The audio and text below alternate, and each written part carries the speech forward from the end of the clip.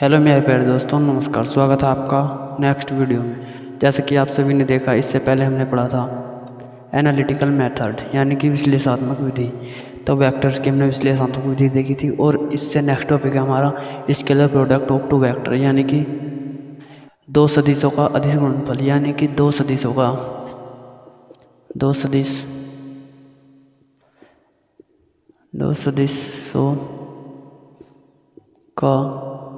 अदिश गुणनफल।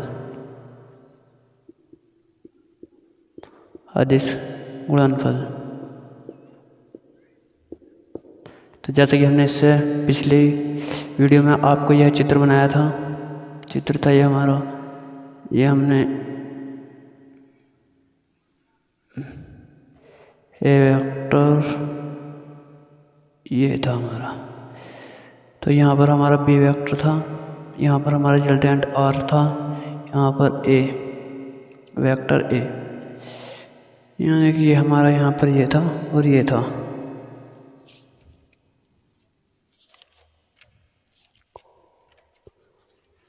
और यहाँ पे हमारा ओ पी और क्यू, और यहाँ पर क्या था एस। तो अब देख लेते हैं हम ये क्या था। और यहाँ पर हमारे कुछ कोण और थे। यहाँ पर कोण था हमारा अल्फा और यहाँ पर कोण था हमारा थीटा। सही। तो अब देख लेते हैं हमारे। तो हमारे यदि दो कोणों के बीच का एंगल थीटा हो, यानी कि ए वेक्टर एंड बी वेक्टर के बीच का एंगल कौन सा हो, थीटा हो।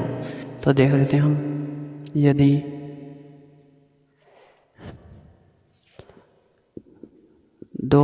दो वेक्टर्स तो कौन कौन से वेक्टर हमारे, vector A and vector B.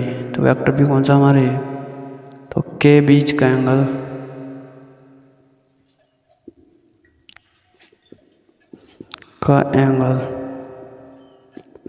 Angle theta हो,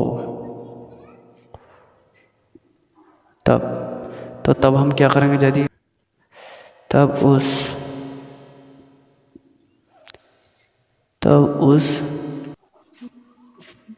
उसमें स्केलर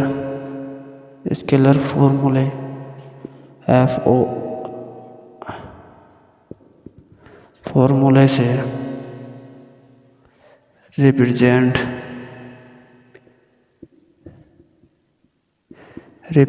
करते हैं।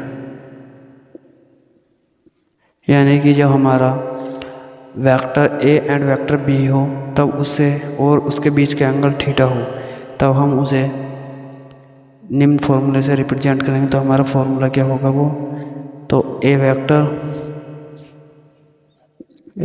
डॉट बी वेक्टर बराबर ए बी कोस थीटा। तो ये हमारा फॉर्मूला रहेगा जिस टाइम पर हमें दो प्रोडक्ट्स दिए होंगे।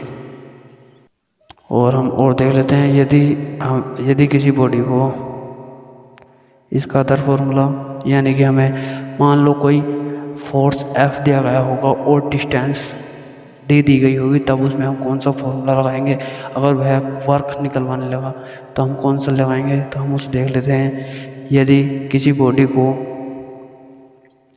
तो देख लेते हैं, यदि किसी बॉडी पर फोर्स F लगाकर डिस्टेंस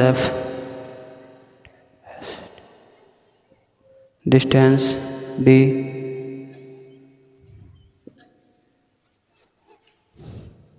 दी गई हो,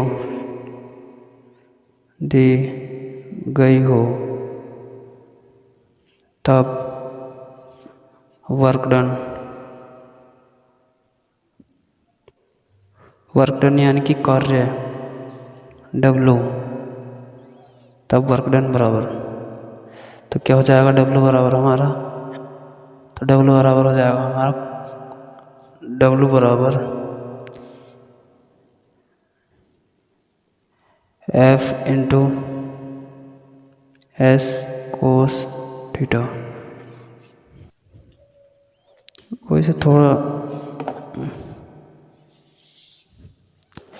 हमारी डिस्टेंस डी भी हो सकती है डिस्टेंस को हम, या फिर इसे हम ये भी लिख सकते हैं एस या एस। तो देख लेते हैं हम, तो W बराबर F और S, और जब हमारा थीटा एंगल दिया गया होगा तो तब हमारा फॉर्मूला निकलेगा W बराबर F into S cos theta. ये फॉर्मूला हमारा जब लगेगा जब हमें कोण दिया गया होगा, और ये फॉर्मूला हमारा जब लगेगा जिस टाइम पे हमें सिंपल फोर्स दिया गया होगा और डिस्टेंस दी गई होगी और हमसे वर्क निकलवाएगा, या वर्क दिया गया होगा डिस्टेंस दी गई होगी फोर्स निकलवाएगा। ठीक है, तो ऐसे ही हमारा यहीं पर है, या हमें ए वेक्टर एंड बी वेक्टर निकलवाएगा तो हमें और बी की वैल्यू दी गई होगी। अगर मान लो थीटा उसने एंगल दे रखा है तो हम ये वाला फॉर्मूला लगाएंगे, तो या हम अगर हमें एंगल नहीं दिया गया है तो हम इसे लगाएंगे ए वेक्टर बी वेक्टर बराबर ए डॉट बी, तो हम ये वाला फॉर्मूला भी लगा सकते हैं। तो आइए हम इसे देख लेते हैं। अब हम इसका एक एग्जाम्पल देख लेते हैं कि इसके एग्जाम्पल्स कैसे कैसे आते हैं, किस प्रकार से आते हैं।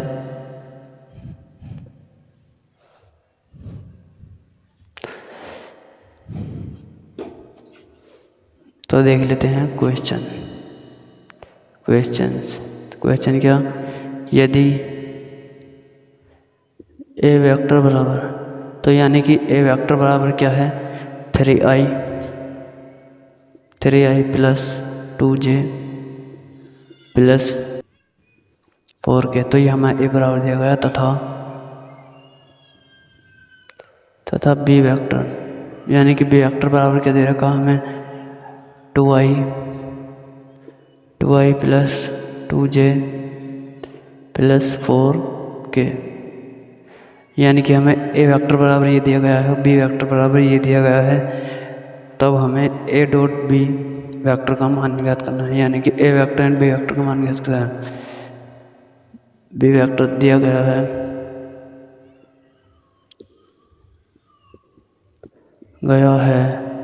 तो ए वेक्टर डॉट बी वेक्टर का मान ज्ञात कीजिए। तो आइए हम इसे सोल्व कर लेते हैं। तो उससे पहले हम फॉर्मूला लिख देते हैं सॉल्यूशन। तो हमारा फॉर्मूला क्या लगेगा, ये लगेगा। अगर हमें एंगल, इसमें एंगल तो नहीं दे रखा तो हम फॉर्मूला वैसे यही लगेगा, लेकिन हमें एंगल नहीं दे रखा तो ये लगाएंगे। तो ए वेक्टर डॉट बी वेक्टर बराबर ए बी कोस थीटा।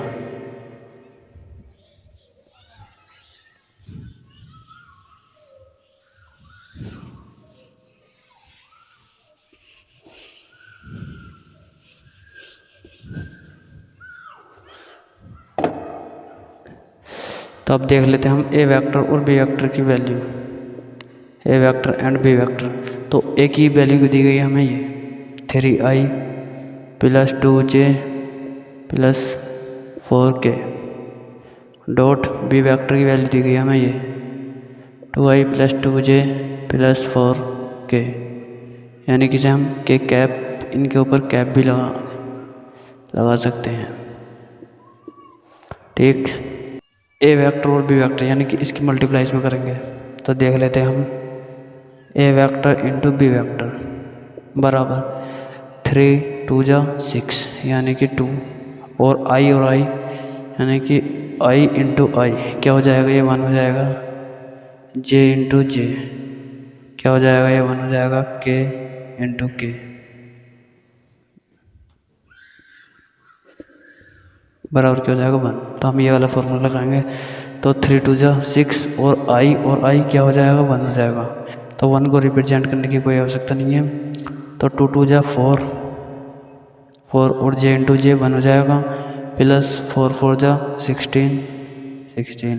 ठीक, और ए वेक्टर इंटू बी वेक्टर बराबर तो 16 यानी कि 16 और 4 20 और 6 26। तो ये क्या हो जाएगा हमारा 26 ए वेक्टर एंड बी वेक्टर। तो यही हमारा क्या हो जाएगा 2 हम थोड़ा सही से बना लेते हैं 2। तो ये क्या हो जाएगा हमारा, यही आंसर हो जाएगा।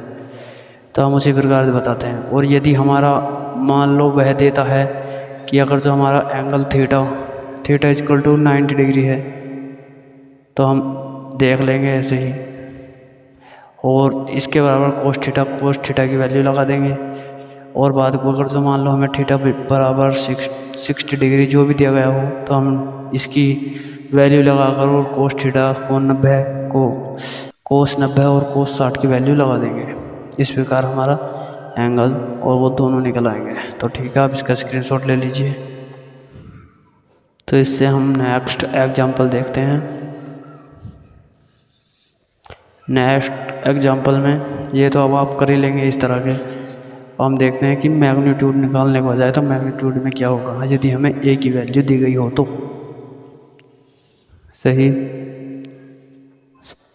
तो देख लेते हैं हम क्वेश्चन 2। क्वेश्चन 2 में यदि ए वेक्टर, तो यदि मान लो ए वेक्टर बराबर हमारा दिया गया है 3i plus 4j plus 5k। यदि हमें दिया गया है ये 3i plus 4j plus 5k दिया गया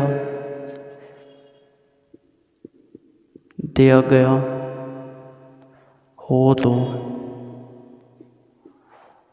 तो इसका मैग्नीट्यूड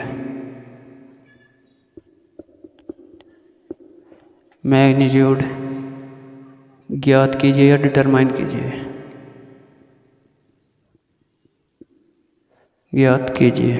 तो हमारा क्या हो जाएगा, सॉल्यूशन। तो इससे पहली वीडियो में हमने एक फॉर्मूला बताया था, तो वो था हमारा a बराबर ए एक्स का स्क्वायर, यानी कि ए एक्स का स्क्वायर प्लस ए वाई का स्क्वायर प्लस ए जेड का स्क्वायर।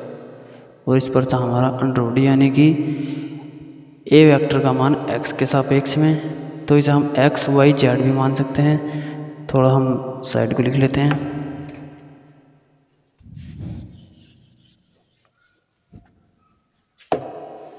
तो ए वेक्टर बराबर दिया गया हमारा 3i प्लस 4j प्लस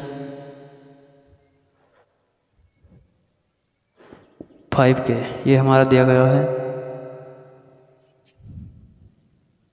तो हम इसे क्या मान सकते हैं, इसे x, इसे y और इसे z, यानी कि ये a के मान दे रखे हैं। a का मान x के सापेक्ष में, a का मान y के सापेक्ष में, a का मान z के सापेक्ष में। सही, तो अब देख लेते हैं a बराबर, तो a का मान x के सापेक्ष में कितना दे रखा है 3, तो 3 का स्क्वायर प्लस a का मान y के सापेक्ष में 4 का स्क्वायर प्लस a का मान z के सापेक्ष में 5 का स्क्वायर। देख लेते हैं हम इसका।